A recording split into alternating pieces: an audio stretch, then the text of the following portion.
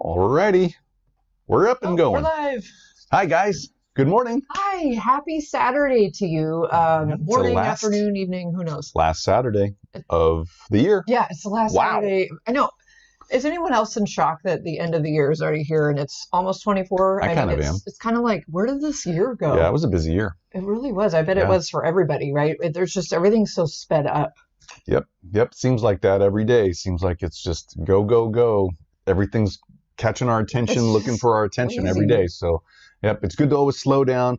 That's why we love gardening. I was just thinking that. I know, and I bet you guys think that too. It's just like it's even great to put the phone aside and just go outside and garden, but a lot of us use our phones in the garden, so sometimes it's hard. But it's hard, or we're listening to music or watching a video and seeing how to do something, but hey, it's okay. It's okay. I know, as long as you find that balance, right? Yeah. So thanks for being here with us. This is going to be fun. We're talking about seeds, old seeds, and like their viability. And so go ahead. Go ahead. No, go ahead. Okay, I was just saying, I'm so excited to start talking about seeds. Me too. Just like... Yep, seeds are amazing things. It's fun. It's nature. It's evolution, and it's fun to see all the different varieties of plants out there, especially within say zinnias or cosmos. And we're going to talk about a lot of that today. It's going to be really fun. I know, because you guys, this came up because we had questions from a lot of you about seeds, and we love talking and teaching about seeds as well. But we have like boxes and boxes of seeds, and some of them were like, we don't even remember when we bought those or when those were sent to us. So we kind of need to do this anyway. Like, we need to figure this out. Yeah, some of the seeds are at least 3 years old, if not older. I think so. Older. I mean, 2023, or no, this is 2023. 2022. I need more coffee. So let's take a pause of coffee sip. Everybody take a sip of your coffee or tea. I know. I'm just going to be drinking this the whole time. But yeah, so we were wondering if this would, we were hoping this would be helpful for you as well to go through some different seed viability kind of general guidelines as far as how long something is typically supposed to last under the right conditions. Yep, and we've got a list we made of 10 different seeds. Down here you can't see it, but we're going to talk to you about them. You don't need to see this. We're just going to tell you about it. Maybe we'll have like a cheat sheet or something later, but how many years each one of these seeds are good for in general. So in general, like zinnias, cosmos, lettuce, tomatoes, there's a bunch of different ones. I know.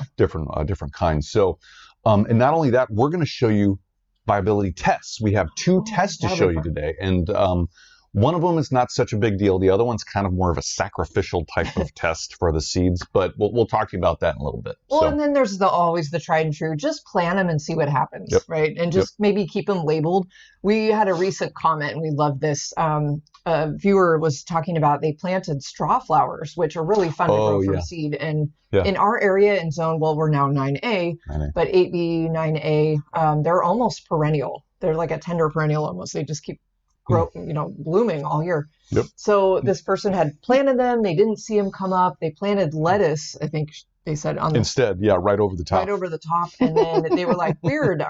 Well, and we've done that. The lettuce looks different. And they're like, good thing they didn't eat it because it ended up being straw flowers. Yeah, you just didn't see them. Yeah. It's just a fun story. If you've gardened for any amount of time, you know that you've tried seeds and for some reason they didn't come up in the time frame you thought they were supposed to come up or whatever, and then you planted over them, and then all of a sudden you get all the plants you planted before, and it's fun. It's a nice little surprise. It's a really nice surprise. I know. So before we go too much further, again, we want to say good morning if you're just joining us, or hello if you're watching this later in the day. Can you let us know in the chat where you are watching from, and also if audio sounds okay? We always want to make sure. Can you hear us? Can you hear us? We've been talking for a bit. Can you hear us now? We've lost a mic. I got my mic. Also, let us know in the chat if we've got a poll up there. And we want to know if you have old seed, how old is it? Like your oldest seed, is it 1 year? Is it 3 years? Is it more? Let us know in the poll in the chat how old your seed is. Vote for us, and we want to know. I know, this is fun. So right now in the poll, 3 years at least seems to be the top answer for how old seeds are. And we've had 5 votes so far. So cool, guys. Thanks for doing that. Woo-hoo. So, I mean, literally, we could probably put 5+ years for some of our seeds, because we literally hang on to them. Yeah. 3 to 5, maybe? I don't know. Yeah, 3 to 5. I think what I was trying to say before, and I didn't finish my thought, I guess. No, that was... But a lot of our seeds, I think, are more like 3 years old. 2020, maybe 2019, but I think more like 2020, 2021. So I think that's what we mainly have is the oldest ones. I think you're right. So, but we have some newer stuff. We're going to show you today. It's going to be fun. There's a whole bunch of different kinds. We've got begonias, which came in a vial because these were trial seeds that we were sent by National Garden Bureau and All America Selections. And so we're going to show you those. And we've just got a whole bunch of different seeds. So anyway, so should we get into it, or what's going on in the before we do it? Let's say hi to some people that are here. Oh, okay, Mark, Mark, good morning. Think you're here. You were here before the live started and said hi, and you might have jumped out, but hopefully you're still here. So morning. G is here from California. Good morning, G. So G, congratulations. I think we might have mentioned this, but he's going after his Master Gardener certification for California. Yep, yay. Super exciting. So we're so proud of you and rooting for you always. Let's see. I'm sorry if I say this a handle wrong. Pibgorn, Pibgorn, is watching us from Zone 7A in Maryland. Maryland, yeah. Hi, Pibgorn. That's so cool. It's fun to talk to East Coast gardeners because our zones are kind of similar sometimes in some of the areas, but the gardening seems different. It's very different because of the microclimates and how much flatter it is, it seems, out on the East Coast versus here. I mean, we're in the West. We're out on the West Coast. We're like literally on the coast, but there's so many different mountain ranges and valleys and rivers, and it's so different out here. Yeah. So it's fun to I mean, it's nothing for like an hour-long drive out here. It's nothing for us to go through a couple different mini passes to get to where we need to go. Yeah. It's no big deal. So I don't know. I don't think it's the same on the East Coast. Never been, but let us know in the chat if I don't know. Just let us know how you're doing in Maryland. I know. We want to know. What are your favorite things to grow in Maryland? Yes. We have to know. Okay. Yes. Let's jump into seeds because we're so excited to talk about seeds. We actually have piles of seeds. Yeah. Let's look at the seeds we got out here. What should we do first? Let's look at the seeds we got. So we've got in one of our little cases here that we use for storage. These are actually, if you didn't know, these are for this is for storing your physical photos, 3x5 photos.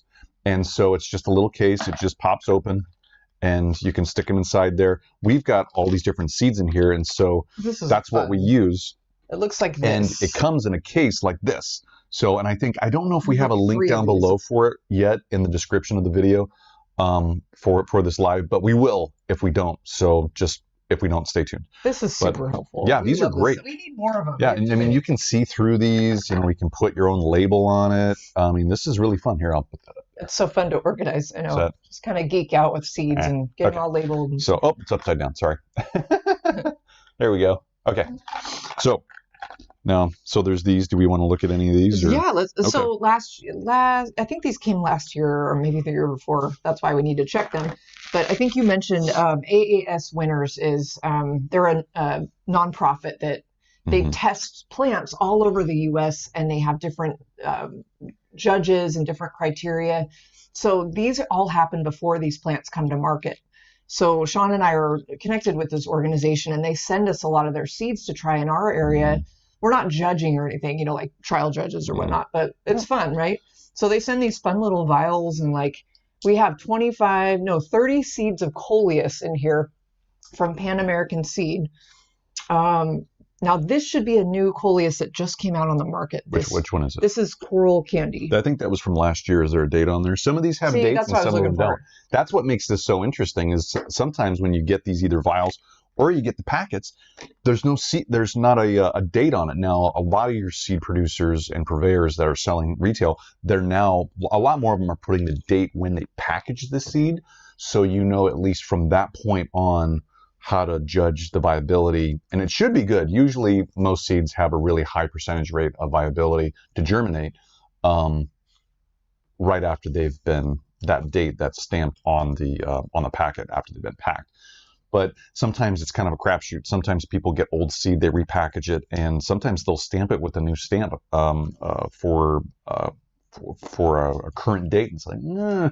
So you got to go to your trusted seed source. And so there's a lot of them we like, but one of them we really like, you might know this already, is Eden Brothers. And so, yeah, anyway, so, but this is fun. So getting back to these, I've got 2 Begonia F1 hybrids seeds here, and these are Viking Explorer Rose on green. What a name. And we've got 2 vials. I'm pretty sure this is 1 year and this is another, and there's no date on it. I think you're right. Yeah. One of them had a date of 20. Oh, no, I'm sorry. That's this one. Yeah. So, right. I mean, sorry, I'm distracted in the chat. It's okay. Yeah. So anyway, I wanted to tell you this because for our purposes today to check the viability on these to see, whether this is 1 year and another year, doesn't matter which year it is. We want to check, if we want to check the viability on these, how do you do that? And we're going to show you how to do that. So anyway, I'm just going to put these in here. It's just fun. I feel so sciencey. So let's see. We've got zinnias. Oh my God. So those of you that have been with us for a while, we love zinnias, and we weren't able to grow any or we didn't really have the space to start any seed this last year. This was like Sean's favorite flower. Oh, I love zinnias. You studied these in grad school. Yes, and I grew up with them too. My mom grew them growing up, and so I have multiple layers of why I like these. Oh, that's I love that. So thanks, Mom.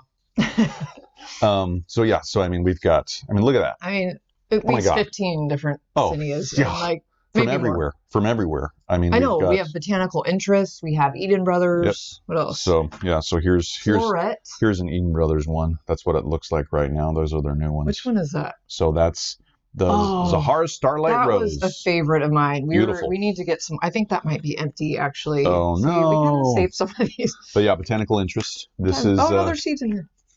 Mazurkia, Zinnia Mazurkia. Yeah, that's a new one we just got last year. So yep, and then what is it? Yeah, you said floret. Here's a Isabellina creamy yellow. So that's what the floret packages look like. So cool. That's you know what I do see. I go online and buy these sometimes, and then we didn't plant them. So I forgot that we have all of this. Mm-hmm. That's going to be fun. I love yellow flowers. Yep. And then this is a beautiful one. I think we grew these at least 1 year. I can't remember which year. Violet Queen. Look at that. Look how beautiful and bright that is. That's a fun one. That was gorgeous? a kind of a larger one. It wasn't huge. Now this one's from Eden Brothers. So if you ever get on their website, EdenBrothers.com, go and try and find Violet Queen Zinnia. There you go. If they still have it. Yeah, they might not carry it. Yeah. And if you're in Eden Brothers, we what am I trying to say? We work with coupon them. code. So we have a coupon code. Yes. Whatever you buy, bulbs, seeds, go to when you go to checkout. It's at no cost to you. It's just enter Spoken Garden on the coupon code line, and you'll automatically get 15% off your entire order. So that's fun. Yeah, that'd be great. Yeah. Yeah, that was good to. Yeah, that's that's a little overtax, right? It's taking care of the tax on it. So that's always a good thing. Depending on how many bulbs you add to your order. So I got to put all these down. There's so many. I know, you guys. We can't go through all these. There's just too many. I mean, we have cone flowers here that we love growing from seed. So if you guys can imagine the case that Allison showed you before, we have 3 of those full, completely full, and we still don't have enough room. We have extra seeds outside of those. So, I mean, yeah, so we have a lot of seeds. So, I know we do. If we could pause for a second, just talk about the chat. Yeah. What's going on? We want to say good morning to Tracy. Tracy from Lacey. Morning, Tracy. Tracy's joining us. Tracy said that she saved seeds harvested from her own milkweed plants this past year. Oh, good idea. So that's exciting. I think I remember you saying going to be fun. Yeah. One of the last weeks. And G's here. Let's see. We already said hi to G, which we'll say hi again. But G mentioned that we were talking. I actually forget what we were talking about at this point, but he first got into gardening with a bouquet of sunflowers on adoption day when they adopted their babies. And that year, he also learned that he could save sunflower seeds to regrow the next year. Awesome. So that was his entry point, I think. And look at him now. Oh, yeah. It doesn't stop. It's just so much fun. Yeah. Gardening just kind of draws you in and just you keep having to go. You keep having to do more. I have a feeling, Tracy, you're going to be growing a lot more things from seed soon. I think once you start, it's just so exciting to buy all the seed packets and think of all the things you can grow. Mm-hmm. And food even. I mean, add food to those too. We're so used to, as Americans, and maybe other countries too, I don't know. But I've only been an American. But we're so used to having that instant gratification, right? You go to the nursery, you see a beautiful plant, beautiful flower, you grab it, you bring it home, boom, you got instant color, right? Yeah, me too. But growing them from seed is a completely different experience. Yeah, it takes a little bit more time and, inputs and, different things. But with just a little bit of patience, you get to grow all these plants yourselves. And it can change your perspective on gardening. It really, I love that you said that because it really does. And it just hooks you in even more. It really does because you get to know the plants. Now that plant, you grew it from not even an infant. It was before it was an infant. I mean, you had to You had to do everything to get it to germinate, start to grow, and then you're nurturing it all the way through. So that taps into something on a human level. It's primal. Yeah. It's totally primal. Yeah. Totally. And then I love that nurturing, like you said. Mm-hmm. That's just so, yeah. Sorry, we could go on and on. Which, by the way, join us on next week's live. We'll be live next Saturday, as we're trying to do this every Saturday again. We're going to talk about winter seed sowing and different methods to get things going. Yes. Now, I want to highlight Mark for a minute in the chat. Mark has some really cool things going on. Oh, cool. He said he's investing in racks, lighting, heating mats, seed starting trays, you name it. He said he's totally going pro. Wow. He's at least going to try to get some early seed starting going this January and February. So cool, Mark. Mark, I asked you in the chat, what are you starting early? Yeah, what are you going to grow? Know? Yeah. Totally. So, if you're going professional, that's really cool. I know. Wow, that's exciting. I have a feeling that's kind of what we might end up doing. We can talk more about that next week, but we've got some space issues and parameters like we've talked about. So we want to be creative because we're renovating a part of my mom's yard in order to plant some new plants and also grow some things from seed. So it's everybody's got a unique situation, and that I'm really excited for you, Mark. I know, that is I can't awesome. wait to hear more. Wow, really cool. It is cool. And Tracy said she's really excited to grow vegetables from seeds this year, and that'll totally hook you because being able to walk outside and just pick your own lettuce, tomatoes, even herbs to use in just random cooking. Yeah, there's nothing like your own growing your own vegetables and having just doing the best you can on the soil, giving them all the light and water they can take and what they need. When you harvest it, there's nothing like that fresh taste of that produce from your own garden. Nothing. You can't replicate it at the store, at fruit stands, anywhere. There's nothing like it. I know. It's amazing. It's amazing. Pibgorn. I keep feeling like I'm saying that wrong, but Pibgorn from Maryland. Goal is to grow veggies from seed, but cool. Doesn't have the grow lights because they're expensive. I know they are. And there's other things you can do to get them started. And then there's also what we're going to talk about, when to start them, because not everything can be started right now. Yes. Right? Yes. So we'll get to that. G has a whole list of cut flowers that he's starting already, which is super cool. Awesome. He's getting ready for an early spring kind of planting. Looks like straw flowers, statice, snapdragons, rudbeckia, sea holly. That's fun. Those are that's a new one. I haven't heard of that one before. Echinacea, scabiosa, cool. Let's see, Canterbury bells, feverfew. Wow. Calendula. I mean, the list goes on and on. Gee, you're growing so much, but those are all great really cut flowers. Fun. Great cut flowers. First year taking on cool flowers, he said. Yeah. So really early cool weather things. Awesome. That's really cool, G. Can't wait to hear more about that. Yeah, right on. Yay. Wow. Definitely, yeah, I know you'll be posting them, G, on Instagram and Facebook. Yeah. So those of you that don't, make sure and follow G. Maybe, G, you can drop your handle in here for Instagram or your favorite platform, and then everybody can find you because it'll be fun. Let's see. That's Tracy fun. mentioned her great-grandfather had a huge veggie garden, and That's I remember really cool. the taste of the veggies. I know, there's just nothing like it. Nothing like it. That's it's just, cool, Tracy. tomatoes aren't even the same. Like, things you buy in the store that are like hothouse grown. Well, I mean, it's great to have them all year. But they're force grown. They're totally different. Yeah, the taste just is, they're almost like bland. There's almost not enough flavor to them sometimes. And just anything from your own gardens is better. Okay. Let's go. What should we do first? Should we teach them let's talk. I think we need to talk about just some of the different seeds here and talk about so viability. Yeah. Okay, so viability.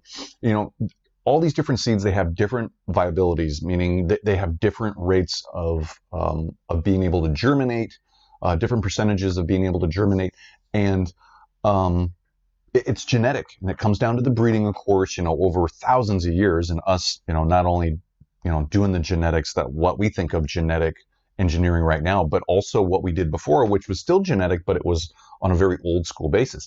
And so all these different plants like zinnias, cosmos, lettuce, they all have different ranges of how viable they are over so many years. And depending on which plant it is, a lot of those plants, like I just mentioned, but almost any plant, over many years after you get the seed packets, their viability decreases over time because they only have so much stored in that seed for energy to keep them alive, because they're still alive in those seeds. They look dormant. There's nothing we can see growing, but they're still respirating. they're burning through energy very slowly. They're in that dormancy. And so over time, they burn through that energy. And at some point, they're not viable anymore, whatever it may be, depending on that seed. And so like for zinnias, we did a little bit of research on this. So we wrote this down. We've got this whole sheet. A cheat sheet. Yes. So, but for zinnias, I mean, they're good in general up to about 5 years after you've opened the pack. And also from when they've been packed, the date on the seed packet, if you even have that. I know. But in general, if you don't have the date on the seed pack for zinnias, they will stay viable roughly for 5 years out. So in 2020, we have some seeds in here, seed packets, probably from 2020. We're still in that 5-year range of viability for them, but we might only get at the end of 5 years for viability, we might only get like 20 or so % of germination because it's been so long, or it could be less. And so, you know, for Cosmos as an example, to compare it to, Cosmos is only good for about 3 years after you open the pack. Now so I got to look on here. I haven't memorized any of these, so sorry guys. But for like lettuce, now lettuce, obviously it's a vegetable. It's different than the flowers we grow, but it's viable after you open that seed packet for 4 years. So, but again, that viability decreases over time each year that goes by. So, I mean, it just depends when you open that pack. It depends on the quality of seed, but also the viability after the seed packet's been opened. The viability depends also on how it was stored, right, and how it was treated. Was it shaken a lot? Was it moved around a lot? Did critters get in there and do different things? You know, you never know. But also, was it under dry conditions? Were they kept in the dark? Because not all seeds need light to germinate, but some do. There's a lot that do. And if they get that light, if they get any amount of light, that's going to trigger that for them to come out of dormancy along with moisture and heat. The viability goes down even further while they're in storage. And again, too, the heat component of it too. You don't want to store most seeds too cold, but also not too hot at all. And different seeds have their thresholds for how cold you can store them at. Like some can be stored at below freezing temperatures for years because they've just adapted for that. And others have to be above freezing. And so it depends on the seed, but there's so much that goes into this. So really, for seed viability and you want to store seeds, or you've bought some seeds and you want to store them right now to plant them later this spring or later in this winter, make sure it's a dry place. There's no moisture. Try and find something to put them in, like this plastic, this little plastic container, something like that seals. You don't want to completely seal them up airwise either, though, because you don't want to cut off the air. You don't want to suffocate the seeds. Because these packets, they still let air through. They're not completely airtight. So keep that in mind too. So it needs to be dry for storage. It needs to be at least probably around 35 to 40 degrees Fahrenheit. It could be a little bit less, it could be a little bit more depending on the seed. So make sure to read up a little bit on that. And what did I say? I said moisture, heat. Sorry, I was in the chat. Oh, okay. Moisture, heat, and light. And keep them in a dark, and make sure they're in a dark place. Don't put them out even under lights like this if you can. Put them in a paper bag, or put something over them. Just try and keep the light off of them. So like the milkweed seeds that Tracy saved. If you haven't already, Tracy, go ahead and make sure they're in a dark, cool place. Yes. Dry. Which you probably already have, but just as an example. Dark, cool, and dry. So anyway, wanted to explain all that because that comes into keeping them in dormancy, storing them. But once you want to break dormancy, you need to make sure that you have roughly any of these seeds that we're going to go over today, that we're going to talk about, and in general, anywhere to break seed dormancy at or above 50 degrees, up to about 70 or 75 degrees as a high temperature. And you need to make sure that to break that dormancy, they have they're staying consistently moist, and they have the light, and it's either they need light or they don't need light, and depending on how deep you plant them or they're on the surface, it just depends on those. So anyway, Cool. Okay, So maybe we should run one of the tests. let's run a test. Let's show you. And I picked We're doing out, a test. well, you guys, while Sean was explaining all that And really good stuff. I hope that made sense. I think it did. I don't know. And again, I was kind of in the chat for just a minute. Yeah, well, but I went through all this whole pile of zinnias, and I found like the Eden Brothers ones I didn't see in these type of packets. I did not see dates on these. I know that we bought these 2020 on, but there's quite a few in here, so I thought that'd be a fun one to use for maybe one of the tests. Oh yeah, so a lot. The other ones are kind of like, a lot of these haven't been opened yet. There's so even those will be new. See how many seeds are right there, you guys? Can you see that? There's a lot. There's a lot. There's more in here. Cool. Awesome. Oh, a couple questions just popped up in the chat, so we'll get to you guys in just a second. Crap. Go ahead. Oh, okay. So G asked, do you practice using desiccant packs with the seeds? No, we don't. That's a really good idea, though. We'd love to hear if that works for you or if that's anything you've tried before. That's not something we ever... Sean and I are very simple.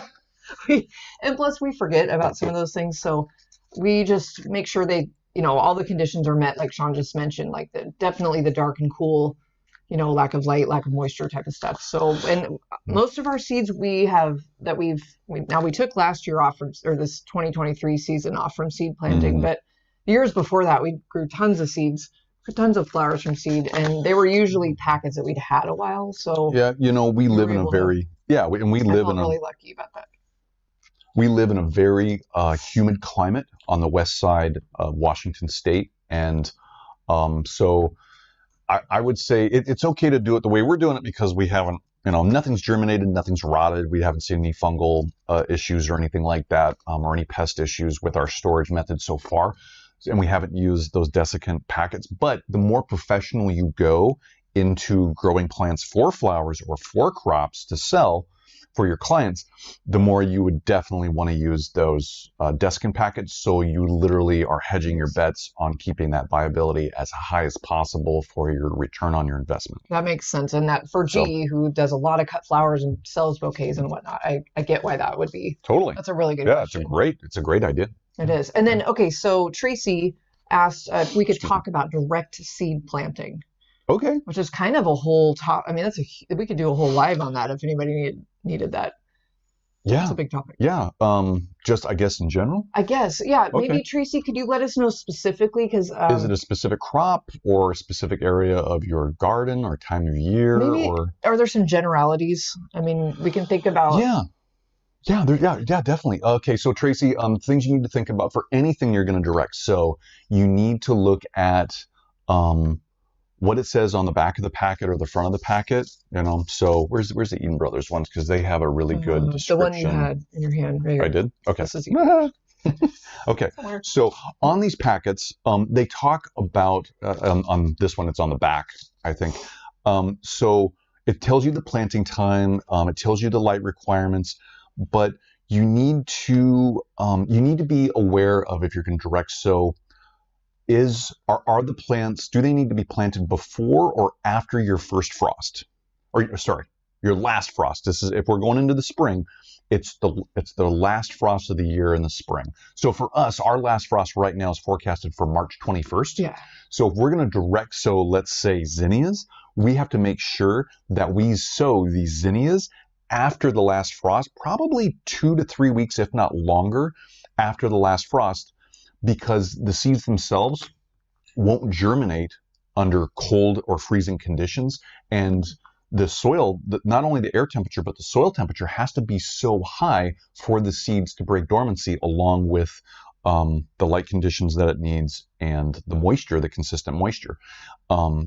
So you have to look at, depending on, so if you're doing, let's say so lettuce, let's say you're going to do lettuce. Lettuce is a cold season crop, most of it is. And so if you're going to direct sow lettuce, you can direct sow before your last frost date. And that would be okay. Just realize that in maybe 2 to 3, maybe 4 weeks, because lettuce will germinate in 40-degree weather or higher, 40 degrees Fahrenheit. The caveat is that you can have but when you sow those seeds, your temperature range can, it's going to do this, right? It's during the day, wherever you live. The range is going to be high sometimes the range is going to be low between the coldest and warmest day temperatures. But as long as your daily temperature is reaching 40 degrees or higher, you can sow those seeds of lettuce or even broccoli, because broccoli is another one if you wanted to go vegetables. But during the nighttime, if the temperature dips below 40 degrees, that's okay, because these are cold season crops. They've evolved and been bred to grow and germinate even under those harsher climates, where zinnias, cosmos, even sunflowers aren't going to do that. So it all breaks down to what you're going to grow, how hardy it is, and that frost date, that last frost date. And so if you want to check out your last frost date, you can go to almanac.com, and that's just the Farmer's Almanac. And for free, there's the menu bar up top on the screen. It's the very I can't remember exactly what it says, but it's the farthest left. Yeah, it's the farthest left menu option on your screen when you look on there, and it'll put your cursor over it. It'll drop down, go to frost dates, and then you'll click on that. It'll take you there. Put in your zip code, and it'll tell you when your forecasted last frost date for this spring will be. And Tracy, you're pretty close to us. It's probably kind of around March-ish. Yeah, it'll be probably March. So she was wondering, she said, so maybe April for like sowing. And I told her in the chat, it definitely depends on what you want to sow. Yes. And yeah. Sorry, I hope I didn't give you too much information all at once, but all those factors come into it when you're talking about direct sowing out in your garden. Yeah, so. and that's why a lot of people start things early, because we can't wait. We want to get a head start on, especially the warmer season crop stuff, flowers, vegetables, whatever it is. We start them inside to get them ready, and then we transplant them outside. But there's some seedlings don't like to be transplanted, so there's a lot of little caveats and fun things, but that's how you just learn and like figure out what you like to grow and what does well in your garden, because maybe you might grow something really well from seed in your garden, and your neighbor across the street who has maybe a little bit of a different microclimate can't grow it at all. So it's just fun to experiment. Yeah, it all depends, on those microclimates, especially with the sun exposure versus any shade, and is it windy, is it not windy? You know, how much moisture that soil will hold at one time between waterings. I mean, it just, and the critters, of course. Yeah, I know. There's always critters. So anyway, really good question. I hope that helped. I know. She said she was going to check in Almanac, and she thought almanac.com, and that was a good tip. Cool. So let's check. Okay, so we want to teach you our first trick for if you don't know, or you're just not sure. Maybe you don't have the space to like experiment, and you just want to know if they're going to germinate, right? So should we use these? Sure. All right. What's the first test? The first test, I think this would be good for either paper towel or the... Well, so we have two tests. We haven't told you yet. So our two tests for viability is, one is the water floating test. And this test, basically what you do is you take your seeds, you pour them into some water with some depth to it, and you let it sit for 15, 30 minutes. Some people say even up to an hour, depending on who you listen to, and see which seeds float on the top, stay floating on the top, and which seeds drop to the bottom. And the rule is any of the seeds that drop to the bottom are still viable. Any seeds that stay on the top of the surface of the water aren't viable. They're dead. They're not gonna germinate. They're not good seed. So you can do this really quick with either a whole packet of seed like we have here, or take like a sample size of 10 or 20, go a little scientific if you want, and then place those in there and see what percentage float, which percentage don't, and then go from there. Let's try it. Now, hold on. Now, you know what? Go ahead. So we've got zinnia seeds that we're not really sure how old. They were around 2020. How many? About 10? About 10. About 10. I didn't really specifically count, but it's pretty close. Okay. So I'm just going to drop these all in the water, and I'll set a timer for 10 minutes, maybe 15 Now minutes. this is really cool. We need some, because one's already dropped to the bottom. Cool. So I don't know if you guys can see that. Can you see that one right there? Yeah, you can kind of see it right there. It's kind of right there. Okay, the rest are floating. I want to see if we can. I'm going to stir this a little bit just to get them. Okay, so all right, guys. Okay. So now this is interesting because these seeds, zinnia seeds have a specific way. They're really fanned out. They have more of a flat type of shape to them, so they're going to float easier on the surface of the water than others. So I want to kind of make sure they're getting submerged a little bit so they're fully encased. Yeah. Other seeds that are completely round, they're not going to want to float as much because of how they're shaped. So you won't have to stir them around a lot. Just make sure they kind of get covered. So while we're going to let this go for 15 minutes. I've got a 10-minute timer. Oh, she got 10 minutes. Do you want me to do 15? 10. Well, let's do 10. I think 10. So the thing with this is it's okay to do this pretty much with any of your seed, because your seeds generally need like 3 to 4 days minimum in general to have consistent moisture around them, to have that heat, and to have either the light or the darkness. So when you do this for 15 or 20 minutes or even an hour, you're not going to break the dormancy. Just make sure it's not really, worried about that. Just make sure it's not really hot water either, because you don't want that temperature, that high temperature, to start to trigger any dormancy break. So use lukewarm water or just cold water, that's fine, and do this, and it's going to be okay. What you're going to do after you figure out which ones are good and which ones are bad is you'll take the bad ones that are still floating on the top, throw them out. They're no good. You can still try them if you want, but if it, for me, they're out of here. But the other ones that have dropped, still collect those, put them on a paper towel somewhere out in the open where they can literally dry out. You want to make sure they get dry again before you restore them, before you put them back in storage, because if you're doing it like we're doing it today, you're not going to want to start them right now. It's way too early. It's too early right now, even for us. Unless you're Kevin in Hawaii, maybe. Yeah, yeah, or Mark. If Mark wanted to start some of these, he could do it, because I know their growing season's a lot longer than ours down on El Paso. Yeah. El Paso, yeah. So but it depends on those weeks there. I think on these on the back here, just to give you, for instance, it says here from Eden Brothers, start these seeds indoors 4 to 5 weeks before your last average frost date. So for us, 4 to 5 weeks on March 21st, we'd be starting about the end or middle of February. Yeah. If we were going to start these indoors, to then have them ready, grown, big enough to have them outdoors and not die from any frost. I know. So, and it's a matter of, real quick side note, like how long do you want your zinnias to bloom? Because zinnias are one of those cut and come again kind of flowers where you can just keep cutting them. They'll keep reblooming like pretty much all growing season.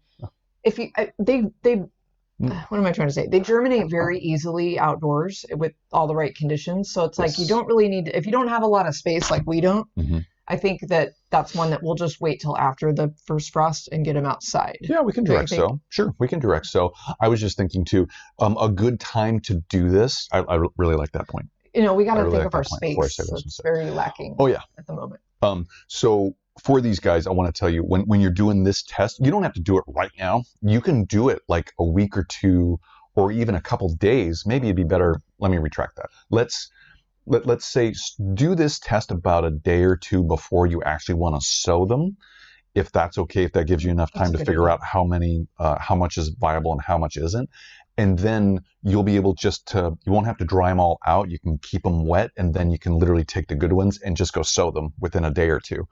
And so maybe do this test if time is not a big deal to you, and for ordering whatever, you can do this a day or two before you actually sow them. That's a great idea. And so that way you're not worried about, did I break dormancy? Are they going to rot in storage for another 2 months before I plant them? So yeah, but this is a good way to test. This is one of the good ways. Okay, so we can put that aside. What we're going to do is let that go. Let's do verbena. Verbena, not vobina. Bonariensis. Yes. Should we try that with the paper towel method? Yeah. So now, which Bonariensis is this? That's right. We have 2 packets. I don't know if you want to look at that one. So the Latin name is Verbena bonariensis. Say that 5 times fast. And this variety is called Vanity. Yeah. Pretty, like that. So this was a 2022 AAS national winner. And we have 2 of them. So I think. And they have 100 seeds. So we can definitely. Maybe that one's already open. We'll save this one. It is. So we're going to do the paper towel test. Yeah, let's try the paper towel. Okay. So guys, we're going to do what we call the paper towel test. You'll find it out there, called that for seed germination, seed viability. Basically what you need is a wet paper towel. See, wet paper towel. It's already wet. You guys don't know it yet, but I'm telling you it's wet. You're going to need a Ziploc bag. This works really well. And what you're going to do before you do anything else, you're going to take some scissors, and you're literally going to cut holes for air to move in and out of this bag, and I'm just going to make little cuts on this, maybe 2 on each side. What I'm doing is I'm pinching the plastic bag, and I'm just making little cuts, little slits in there, so they have that air, because we want the air to exchange. We want the air to move in and out of this bag. So there's that one. I'll do that one. Okay. That'll be good. Okay, so we've done that. So then what you do, let's get this ready. Let's open that up. So what you do is you take your paper towel. Here, I might as well do this. How about if I hold it and you put the seeds on there? So this is basically a test. You're basically sacrificing some of your seeds to check the viability of the whole pack. So take about 10 or 20 of them and place them on a wet paper towel. You're going to fold the paper towel over them. And then you're going to take this folded paper towel with the seeds in it, put it in the plastic bag, and you're going to place it in a warm location, either in the dark or in the light, depending on what the needs are of the seeds. And you're going to wait to see what the germination is, depending on how many days it says on the packet or online that it takes to germinate. And then by going by that, you'll check at that date and see how many of these predetermined germinate, and that's your basic general percentage of the whole pack for the viability. That's cool. Now, once these germinate, you either plant them or you just throw them out. Well, and you know, I was going to jump in really quick. You guys probably can't see this. These verbena seeds and other seeds that you grow that a lot of you already remember probably, they're teeny tiny. Oh, yes, yes. It's like, it's not quite dust like some of the other ones we've grown, but like petunias. The general rule of thumb. Sometimes. Yeah, so this is a really good option for the paper towel test, because you're not going to be able to fish this out of water. Oh, that's true. They're just too small. That's true. That's a really good point. So we're sacrificing these. So we've got them on there. Left, you might not. I don't know if you can see those. Probably not. They're right on my hand here. Just bigger than dust. Right there. I can see them on the screen. Okay. So guys. So the general rule. I'm going to put these over here like this, and then what we're going to do is nicely place this in the plastic bag, and then we're going to set this on a countertop in the light. Okay. And now I'm saying this because the general rule of thumb for most seeds is the smaller the seed, the closer to the surface of the soil it'll be placed, meaning it won't be placed too deep into the soil. The more shallower it'll be planted, I guess is another way to say it. Now, the larger the seed, the deeper into the soil surface it should be planted. Now, there's caveats to this, but in general, that's how you can think about your seeds from the seed size. Knowing that general rule of thumb, these seeds are super tiny. Most likely, these are going to be placed just on the surface of any soil to germinate, and or they're going to be placed maybe a 1/16 of an inch below the soil surface. Now I'm remembering those, talking this out. These we planted these last year to try them out, and they were placed on the soil surface. So placing them out in the light in this plastic bag will be perfect. Yeah, they need that. Now, does it say on the packet how many days to germination? You know what? I don't think so. Okay. Let me check. Oh, 85 days. That's maturity. Oh, you want germination. Sorry. Yeah. Like, it takes 85 days to germinate. Man, wow. That's a commitment right there. Yeah. No, it doesn't. Okay, that's okay. I think it's anywhere from 7 to 14 days. It might be a little bit longer. But anyway, so you would take this wet paper towel in this plastic bag with these seeds, and we got our verbena seeds. Just sit them on your countertop, or even on your windowsill where it gets some light.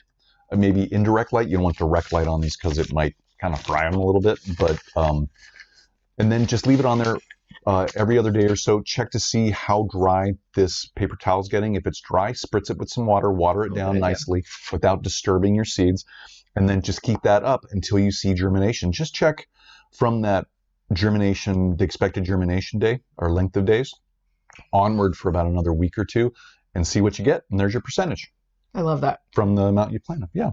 So anyway. So cool. I'm excited to test these too, because I think we told you already, but we have 2 packets from the same year. They are different batches, looks like, because they're packaged differently, but there's our test is up for Okay.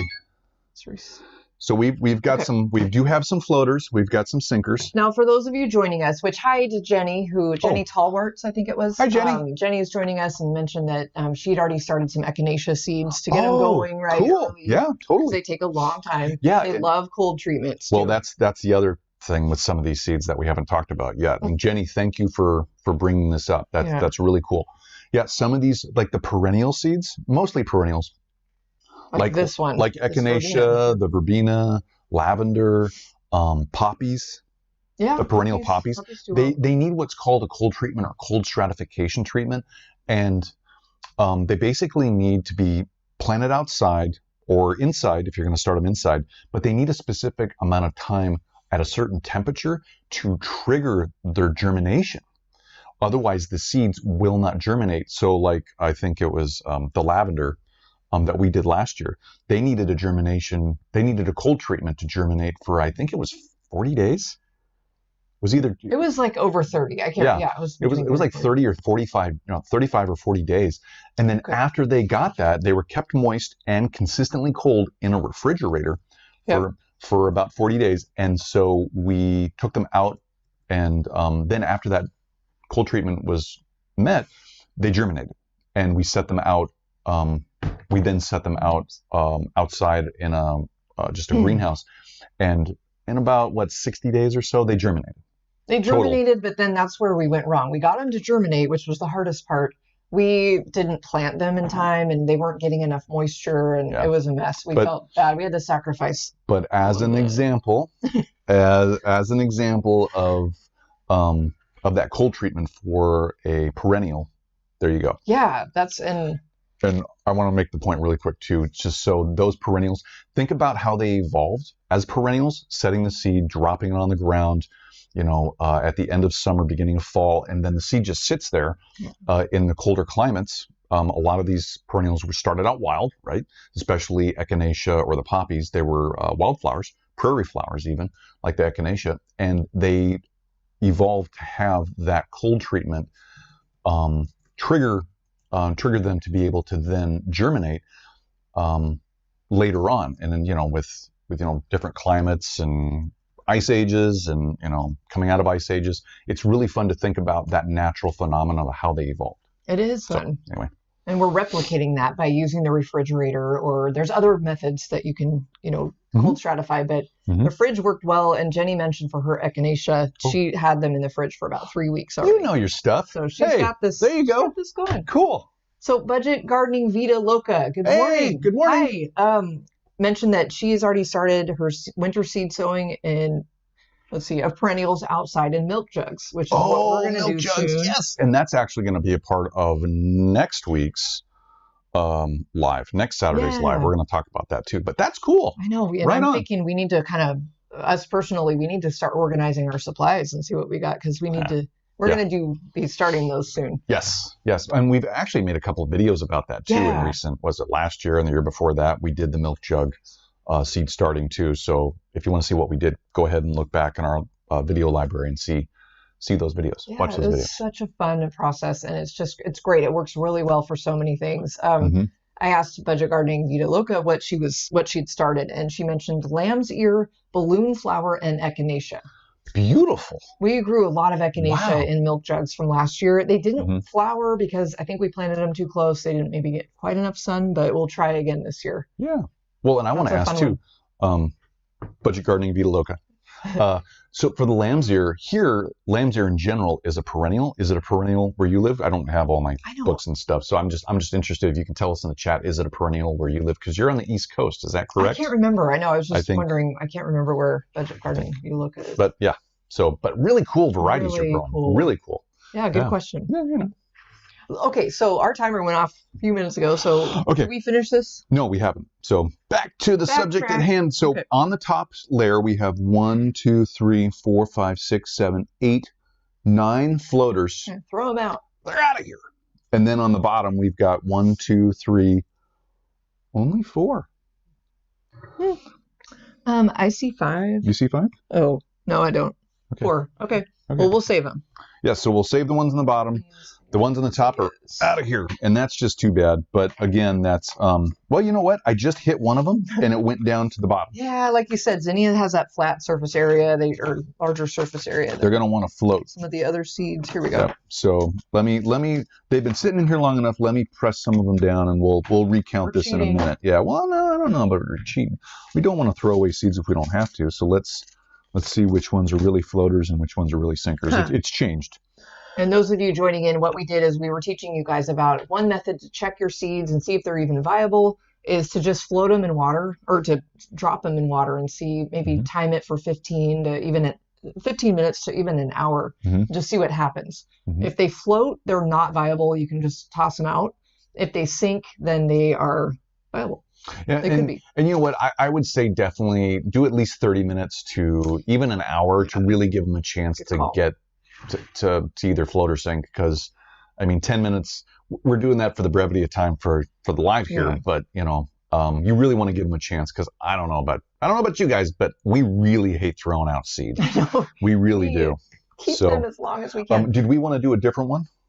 Sure. Let's, while you're getting that set up, Budget Gardening Vita Loca mentioned that lamb's ear is a perennial there in Zone 5B, New Hampshire. Oh, that's wow. Right, New Hampshire. Okay, cool. Yeah, East Coast. But 5. Okay. Wow. So, right. And they're all seeds that were collected this past fall. Oh, that's so cool. That's always fun. That's really cool. So Mark has a really good question that we can help you partly with. There's a huge list. He wanted to know if we knew offhand which plants need cold stratification for germination. So I'm thinking back to this previous January. So cold stratification. So lavender. Yes, that we know of. Echinacea. Because there's a lot out there. There's so many different plants and perennials. So yeah. It's mostly your perennials, like you said. It generally becomes more perennials because of how they evolved in their growth cycle and the cycle of the seasons. So Mark, if you're growing any perennials from seed, double check to see if it doesn't say on the packet it needs a cold treatment. Double check with either your extension agency, your local extension agency, or another seed source authority that you would trust. Maybe even go ask your where you bought the seeds at, and ask them if it's not on there, and you just want to double check if they need that cold stratification, that cold treatment. But yeah, a lot of perennials need it. Coneflowers, lavender, poppies can be grown that way. Verbena bonariensis, which is the variety we're talking about here. We're gonna bonariensis verbena, because it is a perennial. This is a perennial species. So yeah, because there's definitely verbena out there that we see all the time, that's sold all the time in the stores. That's usually it's an annual. So it's sold as an annual. So I know. So yeah, definitely a lot of your prairie flowers, like you said, perennials, things like that. Yep, will generally need a cold treatment. Black-eyed Susans. Oh, definitely. Echinacea, blanket flower, as wildflowers. Anything that evolved as a wildflower that is now cultivated for whatever. Double check that cold treatment. Good call. Great question. Yeah, really good question. And actually, I feel like did we do a video about that already? I really can't remember. The cold stratification? Yeah, I think we might have. We did last year. Last January? We did last year, yeah. Or it was maybe even March. Yeah. I'm kind of forgetting our video. It was definitely last year. But definitely lavender, the verbena. I can't remember if there was a third one. But you know what? I think we did the echinacea, but it wasn't for the cold stratification. But we actually put it out in a milk jug in January. And I mean, we had cold temperatures. It was it was actually a good cold winter last year. This year. So it did get a cold treatment. Everything in those milk jugs got a cold treatment. Yeah, and we've grown tons of things in milk jugs. We've grown, you mentioned poppies, straw flowers grew really well for us. Actually, every year we start them in milk jugs in January. African daisies. We did in the milk really jugs. Well. I don't know if it needs a cold treatment. It might, because it likes colder or cooler weather to flower too. Flower, that one. Well, which is weird because it's from Africa, but that's not but from Southern Africa. Southern Africa. It's from South Africa. So. But yeah, so do a little bit of homework, Mark. Totally cool. Great question. Yeah, and Jenny, you mentioned something that we definitely have talked about, or I think we have a video about this too. Just seeds in general that need scarification or any kind of scarification, types of Yeah, definitely. Like, Good point, Jenny. nasturtiums are one. Well, they need to be, I mean, you can float those in water overnight too. So there's a lot of little tricks for certain seeds, and it's fun when you really start practicing and experimenting. Mm-hmm. So we'll make sure we add some of this to our content calendar. That and for next week, we need to talk about, these different things for next week. So thank you, Jenny. Thank you, Mark. Taking notes real quick. Yeah. The scarification, morning glory. Morning glory, yes. if you're growing morning glory from seed, hopefully definitely. It's not invasive in your area. That needs scarification, but be careful. The seeds are kind of tiny, and using a big knife and your fingers. Anyway. Yeah. So really cool. Okay. Okay. Well, hold on. Zinnias. Okay, we have a new tally here. Oh, new tally. 1, 2, 3, 4. 1, 2, 3, 4, 5. 6 on top. 1, 2, 3, 4, 5, 6, 7 on bottom. Nice. So we do have a very thin majority of viability on these. It's like 50. It's like 57%, something like that. I'm fine with that. Take the ones off the bottom, dry them off. But yeah, so from this test, we're still going to plant these this year. Was there any doubt? So that's the thing. So the thing is too, with these types of tests, you have to know your own threshold of what you want to plant based on, what you're comfortable with for this viability test. So is it 50%? Is it 75%? The lower the percentage, you want to make sure that you're hedging your bets and you're planting over more than you're going to need, because with a 50%, a little over 50% viability germination rate, if you want 20 plants, plant 30 seeds, maybe 40 seeds, double up on it. So do 2 per cell tray or whatever you're doing. But overplant, because there's a good chance that not everything's going to germinate based on this. So yeah, good call. That's always just good habit anyway. So we might have lost our feed here. Guess we're done. Crap. Can we turn that off and turn that on? So hold on, guys. We're still here, but something's going on with our feed on the camera. So we're gonna figure it out. The screen might go dark here for a minute. So hold on, and we'll be right there. Did it go dark? Yeah. Oh. Oh, okay. Crap. Can we come back on?